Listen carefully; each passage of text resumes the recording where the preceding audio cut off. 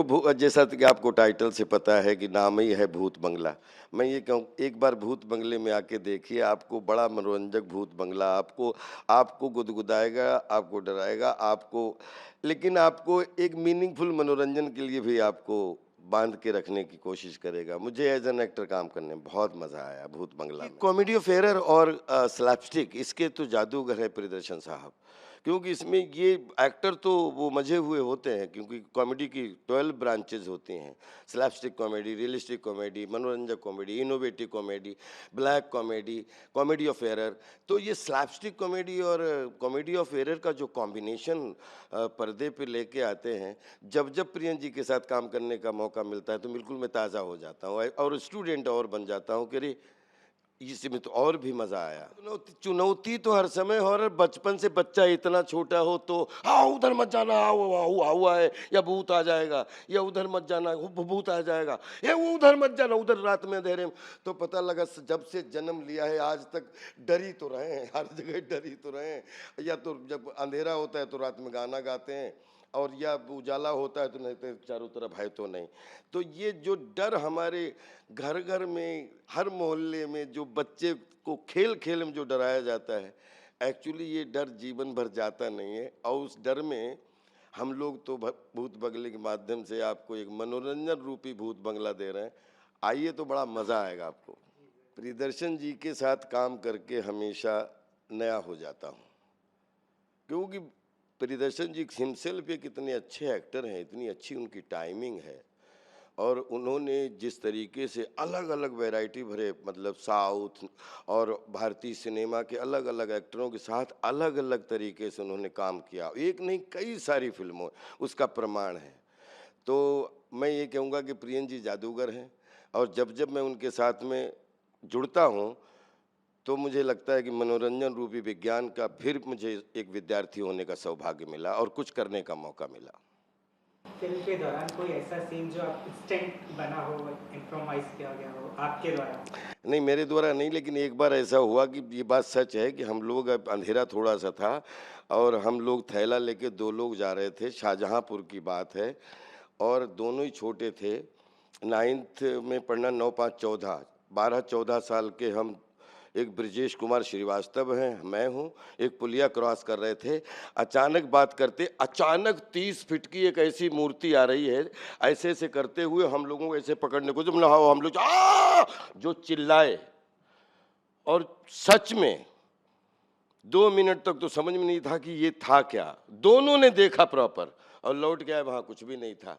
तब से मुझे ऐसा लगता है कि कहीं न कहीं आपको आपका नुकसान कुछ नहीं हो, लेकिन कहीं न कहीं हवा में नेगेटिव पॉजिटिव आत्माएं तो रहती हैं, बोलते हैं हवा के रूप में रहती हैं, और उनका अपना जो है, जैसे 50 हज़ार धरतियां हैं, कहीं न कहीं तो सबका निवास है। जो एक बार जन्म ले चुका है वो आत्मा तो बन चुका है। अक्की पाजी के साथ में जब जब काम करते हैं तो सबसे ज़्यादा मज़ा ये आता है, तो ऐसा लगता नहीं कि 20 साल से कई सारी फिल्में की, क्योंकि जब जब करते हैं तो जो भी लाइनें हम लोगों को या जो भी सीन करने को मिलता है, वो प्रियन जी के साथ ट्रस्ट ऐसा है कि हमेशा कभी भी हंगामा के बाद प्रियन जी से कभी भी कोई स्क्रिप्ट नहीं आज तक सुनी, कोई भी कैरेक्टर आज तक नहीं सुना, और बहुत सारे सीन जो हैं वो सेट पे ही प्रियन जी खुद हमें अक्षय पाजी को समझा के, और जिस तरीके से जब तक वो पूरा सीन शूट ना हो जाए तब तक अक्षय पाजी हम लोग कुछ ना कुछ उस सीन में जिंदा करने की छोटे छोटे नुमाइंसेस करते रहते हैं। वो मुझे बहुत मज़ा आता है और हमेशा तरोताज़ा हो जाते हैं। इम्प्रोवाइजेशन अच्छी होना, सीन ना बिगड़े, सीन में और जान आ जाए, और कोई स्क्रीन प्ले को मजबूती मिले लेकिन उसको बिखराव ना मिले। तो आई थिंक उसमें प्रियन जी के हाथ में जब डोर होती है तो वो सीन का मज़ा ही दूसरा हो जाता है।